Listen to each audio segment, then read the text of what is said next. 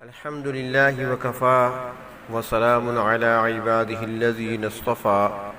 اللهم صل على سيدنا محمد وعلى آل سيدنا محمد وبارك وسلم۔ سورۃ انبیاء مکمل ہو چکی، اب سورۃ حج ہمارے سامنے ہے۔ سورۃ الحج ترتیب قرآنی میں یعنی کتابی ترتیب میں اس کا نمبر 22 ہے اور نازل ہونے میں اس کا نمبر 103 ہے، یعنی اس صورت سے پہلے 102 صورتیں نازل ہو چکی تھیں۔ مدنی صورت ہے، 10 رکوع اور 78 آیات پر مشتمل ہے۔ اس صورت یعنی صورت حج میں آیت نمبر 27 سے لے کر آیت نمبر 37 تک حج کے احکام بیان ہوئے ہیں، اس لیے اس صورت کا نام سورۃ الحج رکھا گیا ہے۔ یہ صورت مدنی ہے یعنی ہجرت کے بعد نازل ہوئی ہے، اور کچھ حضرات کی رائے یہ ہے کہ یہ صورت مکی ہے، اور کچھ حضرات یہ بھی کہتے ہیں کہ مکی اور مدنی آیات کا مجموعہ ہے، یعنی اس صورت کی کچھ آیتیں ہجرت سے پہلے نازل ہوئیں اور کچھ آیات ہجرت کے بعد نازل ہوئیں۔ آیات پہلے نازل ہوتی رہیں کسی صورت کی یا بعد میں، نازل شدہ آیات ترتیب قرآنی میں اسی جگہ رکھی جاتی تھی جہاں وہ لوح محفوظ کی ترتیب میں ہیں۔ بعض آیات اگرچہ بعد میں نازل ہوئیں مگر وہ اس صورت میں شامل کی گئیں۔ یہ صورت قیامت کے تذکرہ سے شروع ہوئی ہے۔ پہلی 2 آیتوں میں قیامت کے زلزلہ کا ذکر ہے، پھر 3 قسم کے لوگوں کا تذکرہ ہے۔ ایک منکرین کا جو نہ صرف قیامت کا انکار کرتے ہیں بلکہ دوسروں کو بھی شک میں مبتلا کرتے ہیں، اس لیے موت کے بعد دوبارہ زندگی کی دلیل پیش کی گئی ہے۔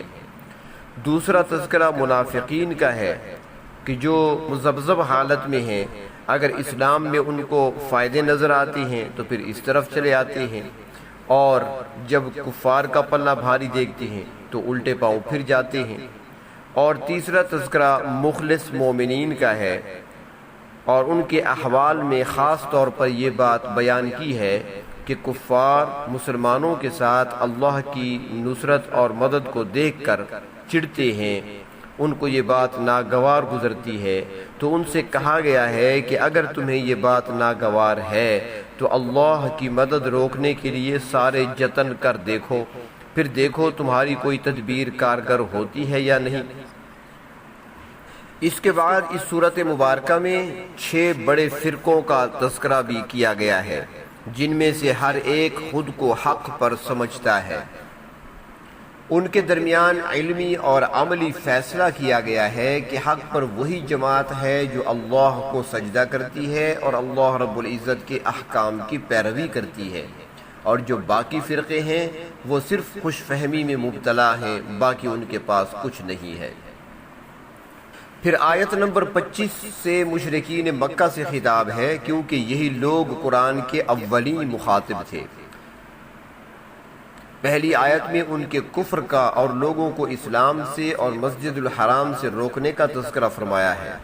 اور ان کی اس روش پر گرفت کی گئی ہے کہ انہوں نے مسلمانوں کے لیے مسجد حرام کا راستہ بند کر دیا ہے، حالانکہ مسجد الحرام ان کی ذاتی ملکیت نہیں ہے، وہ کسی کو بھی حج اور عمرہ سے روکنے کا حق نہیں رکھتے۔ پھر مسجد حرام کی تاریخ بیان کی گئی ہے کہ یہ گھر حضرت ابراہیم علیہ السلام نے اللہ کے حکم سے بنایا ہے اور لوگوں کو حج کی عام اجازت ہے، اور ساتھ یہ بھی بتایا گیا کہ یہ گھر شرک کے لیے نہیں بلکہ اللہ وحدہ لا شریک کی بندگی کے لیے تعمیر ہوا ہے، اور اس میں مقامی لوگوں کا جتنا حق ہے اتنا ہی حق باہر سے آنے والوں کا ہے۔ مگر مشرکین نے یہ غضب ڈھایا کہ اس پاک گھر کو، اللہ کے اس پاک گھر کو بتوں کی گندگی سے آلودہ کر دیا، اور ساتھ ہی حج کے ضروری احکام بھی اس صورت میں بیان کیے گئے، اور 4 باتیں بیان فرمائیں۔ حج میں قربانی کی اہمیت، قربانی کے بعد احرام کھولنا، منت کی قربانیوں کا حکم اور طواف زیارت کا بیان۔ یہ 4 باتیں بطور خاص بیان کی گئیں حج سے متعلق۔ اس صورت مبارکہ میں 6 باتیں بڑی اہم بیان کی گئیں۔ پہلی بات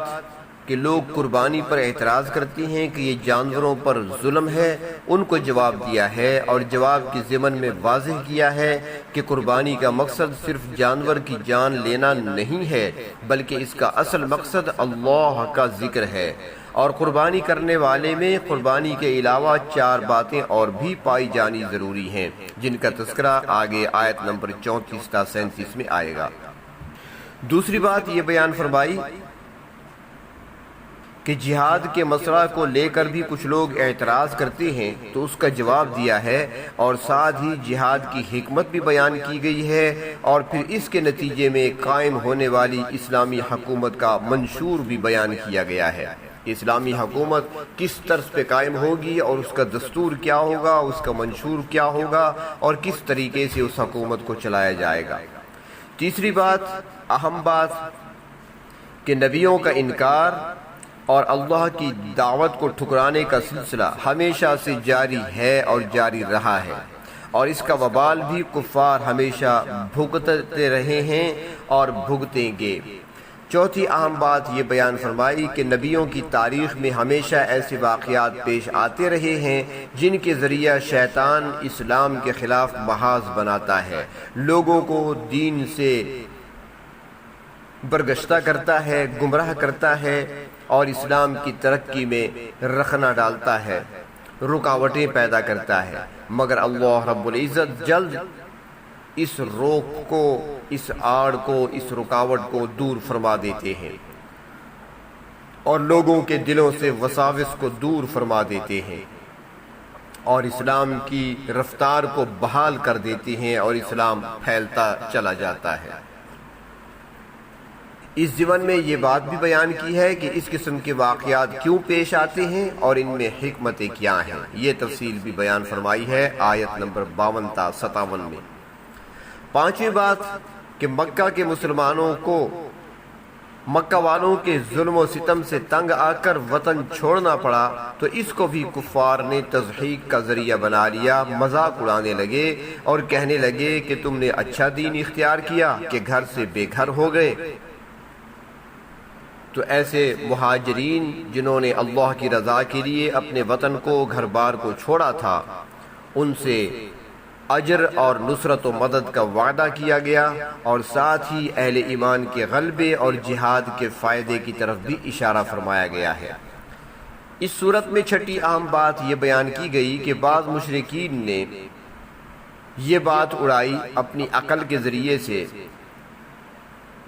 کہ اپنا مارا ہوا یعنی ذبح کیا ہوا حلال ہے اور اللہ کا مارا ہوا یعنی مردار یہ حرام ہے۔ یہ کیسی الٹی بات ہے؟ یعنی جس کو ہم ذبح کر لیتے ہیں وہ تو گویا ہم نے مارا ہے، اس کا گوشت کھایا جاتا ہے، کھا لیتے ہیں،